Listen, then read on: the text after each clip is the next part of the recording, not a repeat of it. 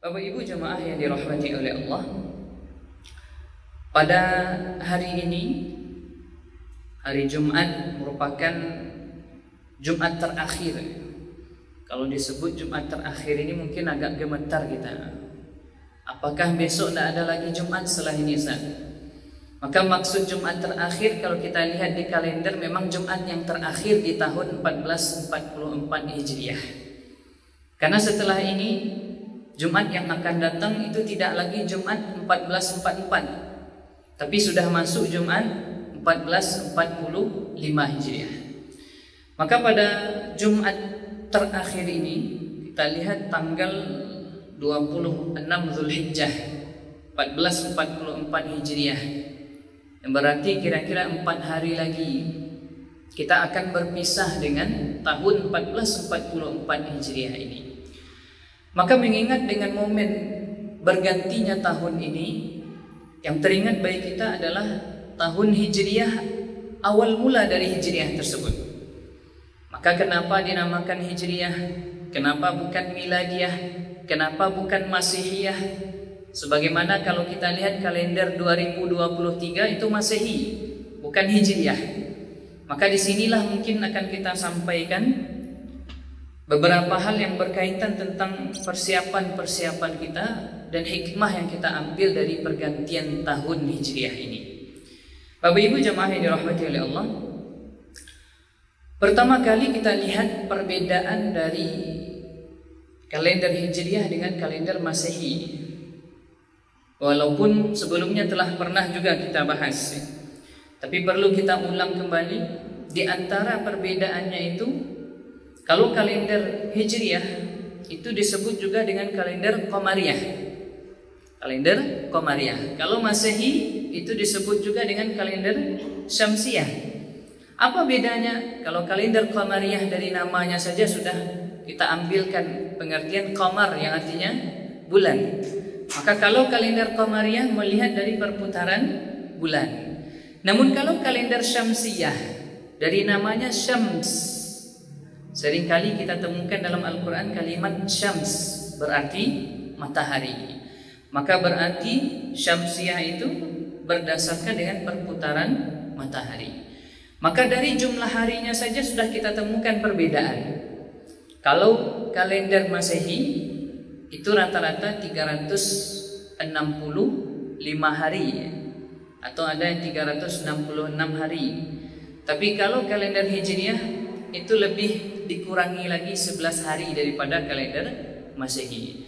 Makanya setiap tahun untuk Ramadan kita semakin tahun semakin maju. Untuk Idul Adha kita semakin tahun semakin maju. Karena 11 hari selisihnya lebih dahulu Hijriah daripada Masehi.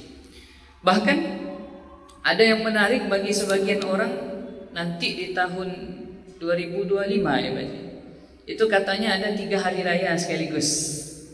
3 hari raya, Idul Adha, setelah itu Idul Fitri, ada lagi Idul Adha. Itu di tahun yang sama.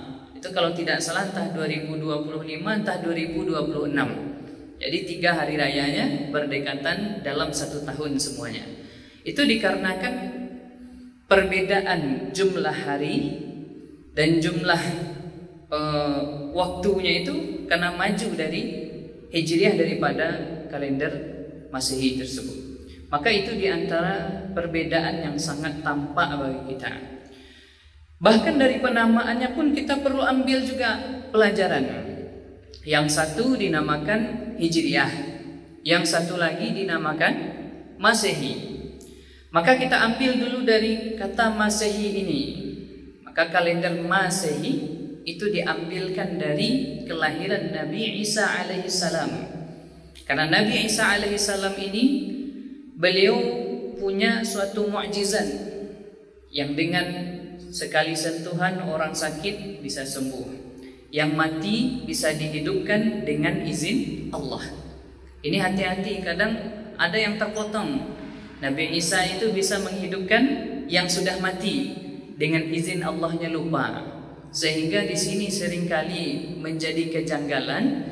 Bahkan kawan-kawan yang non-Islam, mereka berpatokan bahwasanya Nabi Isa itu bisa menghidupkan, maka ini mereka jadikan landasan itulah Tuhan kami. Padahal di akhirnya itu di dalam ayat Allah tuliskan biizni, dengan izin Allah Subhanahu wa taala. Maka kalau tanpa izin Allah, tak mungkinlah Nabi Isa dapat menghidupkan sesuatu yang telah mati. Bapak Ibu jamaah yang dirahmati oleh Allah, maka dengan mukjizat yang Allah berikan kepada Nabi Isa tadi, dengan sentuhan beliau yang sakit bisa sembuh, bahkan orang yang butanya sudah bertahun-tahun, bahkan sudah dari lahir buta, bahkan ada yang sudah mati beliau hidupkan kembali dengan sentuhan beliau. Maka sentuhan dalam bahasa Arab disebut dengan masaha.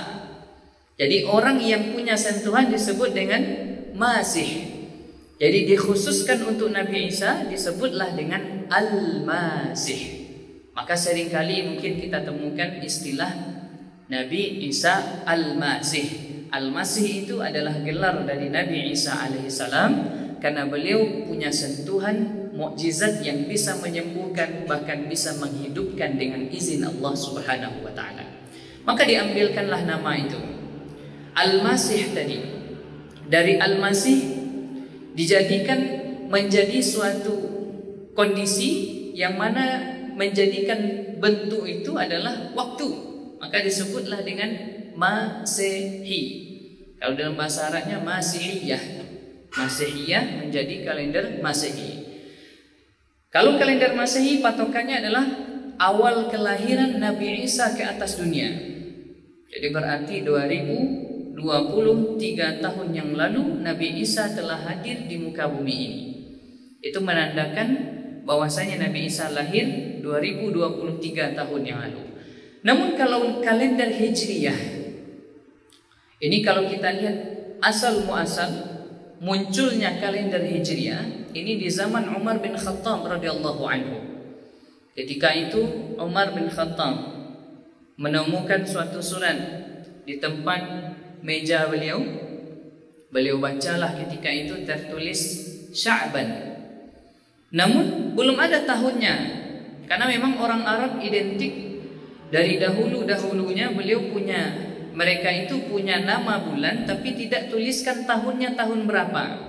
Belum ada penulisan tahunnya tahun berapa. Bahkan Nabi Muhammad SAW, kalau kita lihat beliau lahir 12 Rabiul Awal tahun gajah. Ya, tidak ada tahun Hijriyahnya, tidak ada tahun Islamnya. Walaupun ada tahun Masehi, ini berbeda pendapat juga. Ada yang katakan 570, ada yang katakan 571. Maka kalau kita lihat dengan hitungan kalender Islamnya, 12 Rabiul Awal tahunnya tahun gajah. Jadi identik orang Arab itu dahulu mereka menjadikan sebuah momen peristiwa yang terjadi di tahun itu menjadi nama tahunnya.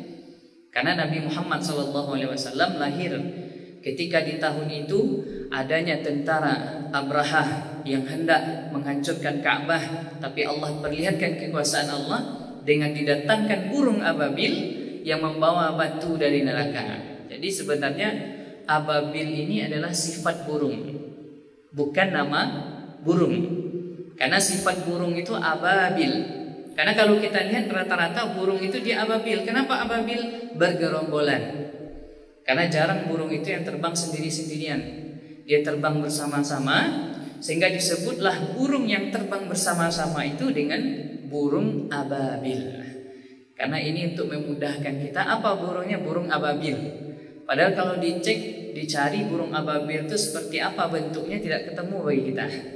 Maka inilah yang kita sampaikan, tahun kelahiran Nabi disebut dengan tahun gajah karena ada peristiwa tentara bergajah. Maka setelah itu berjalannya waktu sampai bahkan berakhir masa Nabi Muhammad SAW wafat Nabi, dilanjutkan oleh Abu Bakar, lalu dilanjutkan oleh Umar bin Khattab radhiyallahu anhu. Ternyata sampai di zaman Umar bin Khattab barulah setelah itu ditemukan suatu permasalahan. Ada surat tertulis Sya'ban, tapi Sya'ban ini tidak tahu Sya'bannya entah kapan. Sya'ban tahun ini kah atau Sya'ban tahun yang telah berlalu. Maka ketika itu mulailah berpikir, muncullah ide cemerlang dari Umar bin Khattab.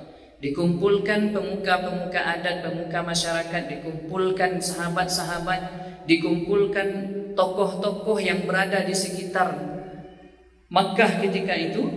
Lalu diajaklah diskusi oleh Umar bin Khattab radhiyallahu anhu. Ketika itu diminta oleh Umar, siapakah di antara kalian yang punya usul? Maka salah satu di antara sahabat ada yang usul. Bagaimana ya Umar, kalau seandainya penanggalan tahun Islam ini kita mulai dari kelahiran Nabi Muhammad SAW? Maka ternyata sebagian sahabat itu menolak. Kenapa menolak? Karena sebelum kita tetapkan ini, orang-orang Nasrani mereka juga sudah buat sebelum kita penanggalan Masehi yang berasal dari kelahiran Nabi Isa alaihissalam. Berarti kalau dalam kondisi ini, kalau kita tetapkan kelahiran Nabi, kita tiru-tiru saja. Bahkan Nabi katakan jangan meniru-niru, bahkan meniru orang kafir tidak boleh sama Nabi. Jangankan meniru, menyerupai saja tidak boleh. Maka dalam hal ini ditolak pendapat yang pertama. Tidak bisa kalender Islam dimulai dari kelahiran Nabi Muhammad SAW karena menyerupai orang Nasrani.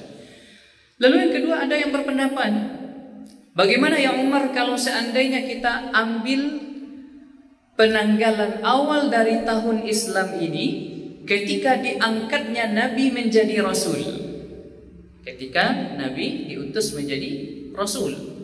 Maka pendapat ini juga dibantah. Kenapa itu? Karena kalau seandainya diambil dari penetapan Nabi diangkat menjadi Rasul, maka ada kemungkinan kita tidak ada perjuangan lagi setelah itu. Karena Nabi kita sudah berjaya, Nabi kita sudah diangkat menjadi Rasul, tidak ada hal spesial mungkin yang dapat kita rasakan ke depannya. Maka ditolak. Lalu ada pendapat yang ketiga, katakan bagaimana kalau kita ambil penanggalan tahun Islam itu dari semenjak wafatnya Rasulullah SAW. Maka di sini juga dibantah oleh sahabat yang lain. Sahabat katakan kalau kita ambil dari wafatnya Rasulullah SAW, maka kita pastikan setiap tahunnya kita akan senantiasa bersedih. Setiap berganti tahun kita akan bersedih karena teringat wafatnya Rasulullah SAW. Maka setelah itu dirundingkanlah sampai pada akhirnya disepakati bahwasanya keputusan diambil untuk penetapan kalender Islam, diambilkan patokannya ketika Nabi hijrah dari Makkah ke kota Yathrib yang saat ini disebut dengan Madinah Al-Munawwarah. Maka inilah yang menjadi penetapan bahwasanya kalender Hijriyah dinamakan Hijriyah dari kata hijrah, yang agar hikmahnya adalah setiap kali berganti tahun, setiap pergantian tahun kita senantiasa hijrah dari sesuatu yang belum baik kepada yang lebih baik. Maka inilah yang menjadi motivasi di antara sahabat-sahabat terdahulu menyampaikan bahwasanya tahun Islam diawali dengan penandaan hijrahnya Nabi Muhammad SAW. Bapak Ibu jamaah yang dirahmati oleh Allah, maka kita lihat beberapa pelajaran yang dapat kita ambil. Kenapa dinamakan dengan Hijriyah tadi? Kita sudah sampaikan. Maka di antara pelajaran pergantian tahun itu kita ambilkan beberapa hikmahnya. Yang pertama, bahwasanya kita ambil namanya tadi Hijriyah, yang agar menjadi motivasi bagi kita untuk senantiasa hijrah. Karena hijrah itu berpindah. Kalau Nabi dari satu tempat ke tempat yang lain, dari Makkah ke Madinah. Namun hijrahnya kita hari ini, kita hijrah dari sosok yang kurang baik, sosok yang punya banyak kekurangan, yang punya banyak dosa, berubah ke sosok yang lebih baik, yang senantiasa termotivasi untuk beribadah kepada Allah Subhanahu wa taala. Maka inilah yang menjadikan dasar kita hijrah kepada Allah Subhanahu wa taala. Maka kalau dalam peristiwa hijrah kita ingat, kita juga sandingkan dengan satu hadis yang populer, yang ketika kita mempelajari hadis Arba'in, Arba'in An-Nawawiyah, di hadis yang pertama kita akan temukan innamal a'malu binniyat. Sesungguhnya setiap amalan itu bergantung kepada niat. Wa innama likulli imri'in ma nawa. Dan di setiap apa yang dilakukan itu tergantung dengan apa yang dia niatkan.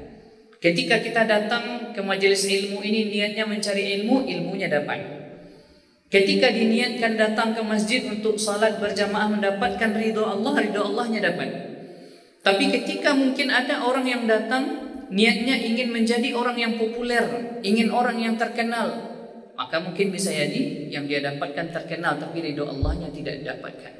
Maka dalam hal ini apa yang diniatkan itu yang didapatkan. Namun setelah itu, setelah dibahas tentang niat di dalam hadis yang pertama itu, Nabi langsung menyinggung tentang hijrah. Siapa yang hijrah kepada Allah dan Rasulnya, maka dia hijrah kepada Allah dan Rasulnya. Namun setelah itu Nabi sampaikan, siapa yang berhijrah karena dunia yang akan diraihnya atau perempuan yang akan dinikahinya, maka hijrahnya adalah kepada apa yang dia tuju itu. Maka dikisahkanlah, disebut juga asbabul wurud hadis tersebut, ada sahabat 2 orang ketika itu dia hijrah, ikut hijrah dari Makkah ke Madinah. Namun niat hijrahnya beda. Sahabat yang lain niat hijrah karena Allah dan Rasulnya. Namun sahabat yang 2 orang ini punya motivasi lain. Apa motivasinya? Yang satu, dia termotivasi ketika sampai di Madinah nanti saya akan nikah dengan Ummu Qais. Maka disebutlah sahabat itu dengan istilah muhajir Ummu Qais, karena dia hijrah ingin menikahi Ummu Qais. Lalu satunya lagi, ada seorang sahabat, dia dulu di Makkah kaya raya, punya harta yang banyak, punya bisnis yang lancar. Namun ketika hijrah Nabi perintahkan tinggalkan semua hartamu di kota Makkah. Lalu tidak ada yang dibawa ke Madinah. Maka sahabat yang satu ini katakan, saya saat ini di Makkah sudah jadi miskin. Maka ketika saya sampai di Madinah, saya tidak mau lagi miskin. Nanti setibanya saya di Madinah, saya ingin berdagang kembali, menjadi seorang bisnismen yang kaya raya kembali. Maka berarti tujuan untuk dia berhijrah itu adalah agar menjadi seorang pedagang sukses, bukan karena Allah dan Rasulnya. Maka disinilah kita katakan, hijrah itu adalah berubah dari segala sesuatu yang kurang baik, bahkan yang tidak baik, kepada arah yang lebih baik, agar kita menjadi hamba-hamba Allah yang terbaik. Bapak Ibu jemaah yang dirahmati oleh Allah, selanjutnya pelajaran yang kita lihat dari pergantian tahun itu adalah ketika Nabi hijrah, misi pertama Nabi itu tidak lain tidak bukan Nabi mendirikan masjid. Maka disebutlah satu masjid yang dibangun awal mula Nabi hijrah itu adalah Masjid Quba. Di Masjid Quba itu belum selesai sempurna Masjid Quba, lalu dilaksanakanlah sholat Jumat di Masjid Quba itu. Muazzin pertamanya adalah Bilal bin Rabah. Maka Bilal bin Rabah inilah di antara sahabat kesayangan Nabi. Bahkan Bilal ini bisa dikatakan sahabat yang tidak ada orang yang mau belinya, tidak laku. Walaupun dijual, dipasarkan, ditawarkan kepada yang lain, tidak ada mau bayar. Tapi sahabat heran kepada Rasulullah. Kenapa Rasulullah SAW mau membeli Bilal bin Rabah ini seharga 2M? Kalau dengan uang kitanya seharga 2M. Padahal Bilal ini kalau dilihat dari jauh, apalagi kalau di suasana kelam, gelap gulita, tidak nampak. Karena hitam, yang nampak mungkin giginya saja. Maka sahabat berpikir, apa yang menarik dari Bilal bin Rabah ini? Tidak ada yang menarik. Maka ternyata dari kecintaan Nabi kepada Bilal bin Rabah tampak bahwasanya di diri Bilal ini mempunyai keistimewaan tersendiri ketika adanya cinta kepada Rasulullah SAW. Sehingga ingat bagi kita, setelah wafatnya Rasulullah SAW, Bilal termasuk orang yang terpukul mendengar wafatnya Rasulullah SAW. Tidak terima dengan berita kematian Rasulullah, sehingga bahkan saking terpukulnya sampai 3 minggu, bahkan sampai 1 bulan, Bilal tak pernah lagi memandangkan azan di Masjid Nabawi. Maka ketika itu, karena bentuk cintanya seorang Bilal dengan Rasulullah SAW, Bilal bermimpi, yang diceritakan di dalam hadis Rasulullah SAW. Bilal bermimpi. Apa yang dimimpikan oleh Bilal? Bilal bermimpi bertemu dengan Nabi. Lalu setelah itu Nabi menegur Bilal bin Rabah, kenapa engkau tak mau lagi azan? Lalu Nabi sampaikan, tidakkah engkau cinta lagi kepadaku wahai Bilal? Maka mendengar apa yang disampaikan oleh Rasulullah SAW dalam mimpi tersebut, Bilal terasa bahwasanya begitu dekat kedekatan Nabi bersama dengan Bilal bin Rabah walaupun Nabi sudah tiada. Maka di saat itu juga setelah Bilal bermimpi, Bilal langsung berangkat ke Masjid Nabawi. Di saat subuh berkumandanglah azan dari Bilal bin Rabah. Sahabat yang hadir di sekitar itu terkejut. Kok tiba-tiba si Bilal azan banyak di Masjid Nabawi, padahal selama ini beliau tak pernah lagi azan. Maka diceritakan oleh Bilal bahwasanya aku bermimpi ditegur oleh Nabi, kenapa tak azan-azan lagi di Masjid Nabawi ini. Maka itu diantara kecintaan Bilal bin Rabah yang diceritakan di dalam hadis Rasulullah SAW. Bapak Ibu jemaah yang dirahmati oleh Allah, maka pelajaran yang kedua ini kita lihat, ketika Nabi sampai di Madinah, Nabi tidaklah mendirikan rumah beliau. Nabi pun tidak mendirikan pasar. Nabi pun tidak mendirikan apa-apa selain beliau mendirikan masjid. Karena Nabi tahu bahwasanya kehidupan kita itu berawal dari masjid dan kita akan berakhir kembali di masjid. Maka disinilah kita sadari bahwasanya ketika dihadirkan oleh Rasulullah perjalanan yang panjang dari Makkah ke Madinah, namun ketika baru sampai di Madinah yang beliau dirikan pertama kali adalah masjid. Maka ini memperlihatkan kepada kita bahwasanya masjid ini menjadi pusat peradaban kita. Maka kalau sekarang kita lihat masjid masih ramai, berarti alhamdulillah peradaban kita masih bagus. Tapi begitu sayangnya kita, kalau nanti kita lihat kondisi yang mengisi masjid itu hanya orang-orang mungkin yang sudah siap untuk mati semuanya. Jadi kalau kita bahasakan yang sudah di lampu kuning ya, seketik lagi lampu merahnya. Maka ini yang menjadi kekhawatiran bagi kita. Sehingga kalau di Mesir itu sengaja dibuatkan di dinding masjid itu, ada di salah satu masjid yang mungkin beredar di media sosial kita, itu dituliskan, ketika anak-anak bermain di masjid jangan dimarahi. Kenapa demikian? Karena suatu saat kalian akan rindu dengan mereka. Karena mereka itulah nanti yang akan mengisi masjid ini. Mereka lah yang akan menggantikan saf-saf kita. Mereka lah yang akan menggantikan kita menjadi imam. Maka ini sayang sekali kita kalau melihat ada di beberapa masjid anak-anak dilarang masuk. Kadang ada.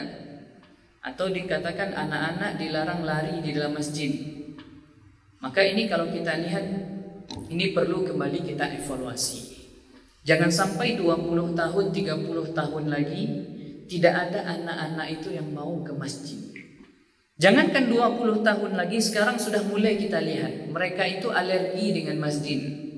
Mereka datang ke masjid kalau ada kegiatan agenda-agenda yang diambil absennya. Tapi kalau tidak ada kegiatan yang tidak ambil absen untuk mereka tidak datang. Untuk alopai absennya tidak ada loh. Maka ini menjadi pertimbangan kita hari ini. Kita perlu dekatkan kembali mereka ke masjid. Karena Nabi ajarkan kepada kita melalui perjalanan hijrah tersebut, Nabi mendirikan masjid sebagai pusat peradaban kita.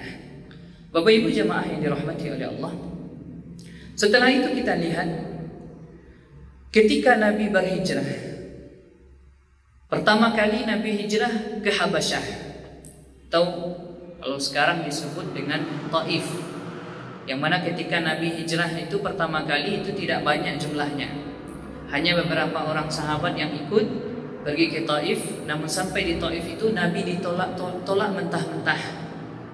Nabi ditolak, Nabi diusir. Bahkan Nabi diusir bukan seperti di Makkah. Kalau di Makkah Nabi diusir hanya dengan cacian, dengan makian, dengan perkataan. Tapi sesampainya Nabi di Taif, bahkan Nabi diusir bahkan dengan dilempari dengan batu.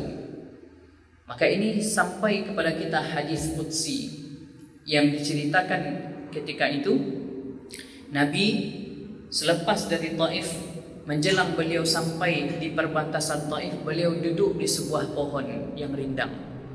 Ketika beliau duduk di situ, turunlah malaikat Jibril.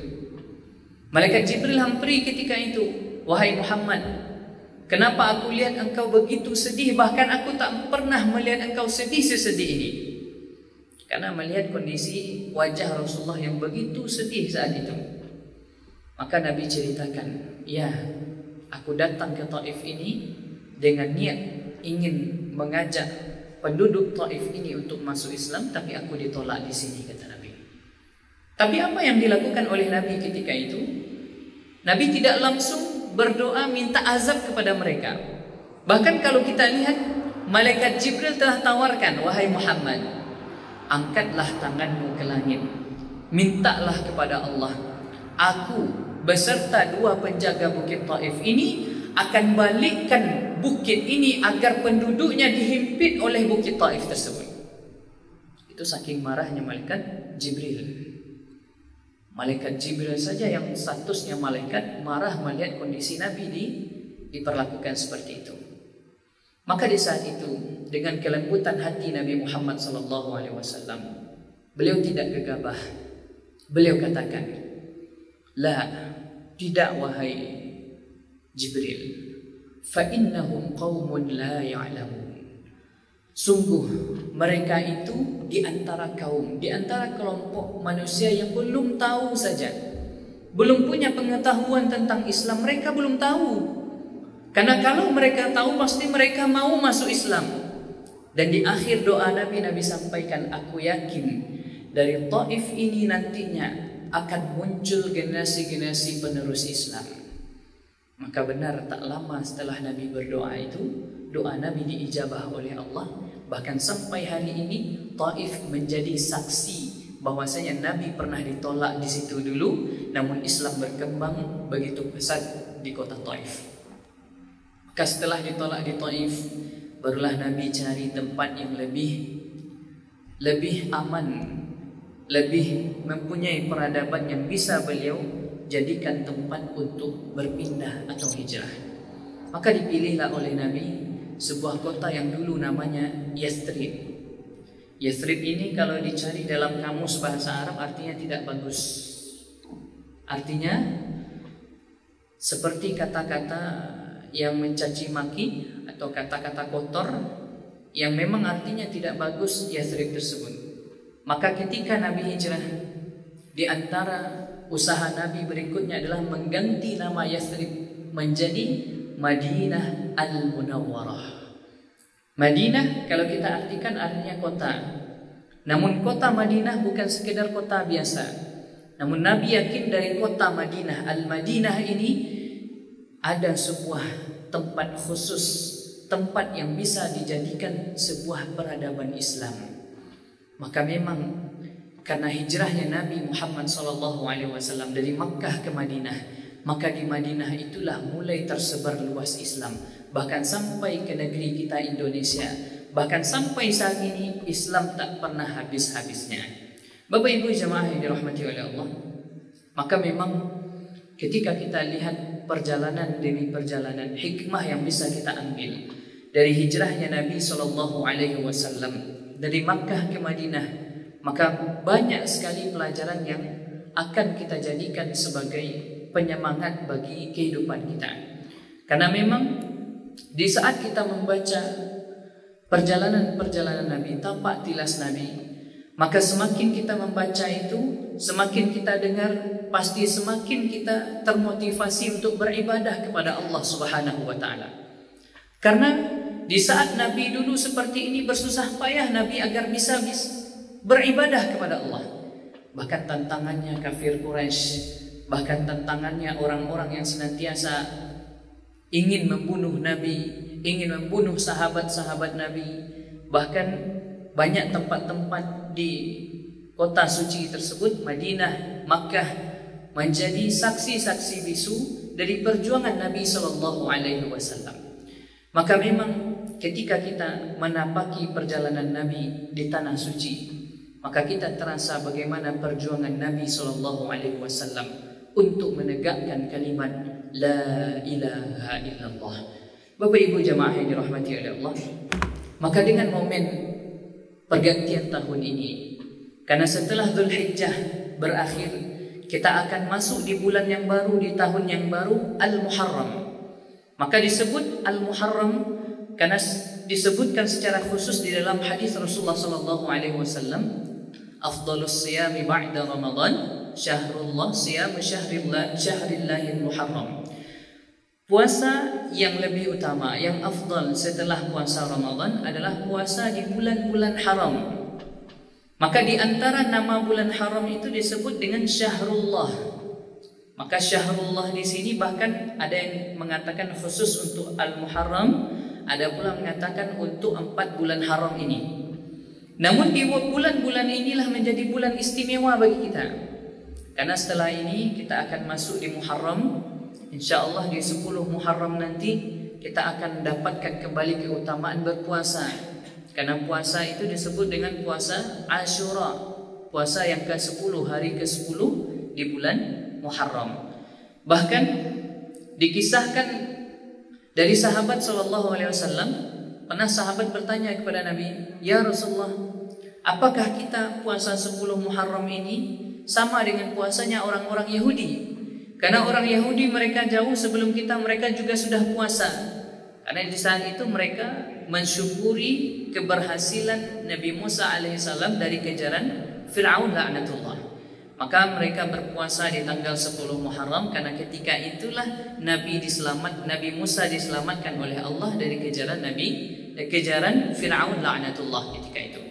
Maka Nabi katakan, insya Allah kalau sampai usia kita di tahun yang akan datang, kita akan puasa di tanggal 9-nya, atau kita sebut juga dengan puasa Tasu'a. Tasu'a adalah hari yang ke-9, hari yang ke-9 di bulan Muharram, dengan tujuan untuk menyelisihi orang-orang Yahudi. Karena orang Yahudi mengkhususkan puasa di 10 Muharram, maka kita selisihi dengan tanggal 9. Maka puasa 9 dan 10 Muharram menjadi puasa istimewa kita di bulan Al-Muharram yang akan datang.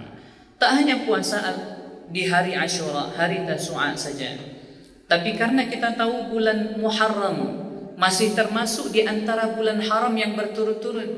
Kenapa kita sebutkan Dzulqa'dah, Dzulhijjah, Al-Muharram?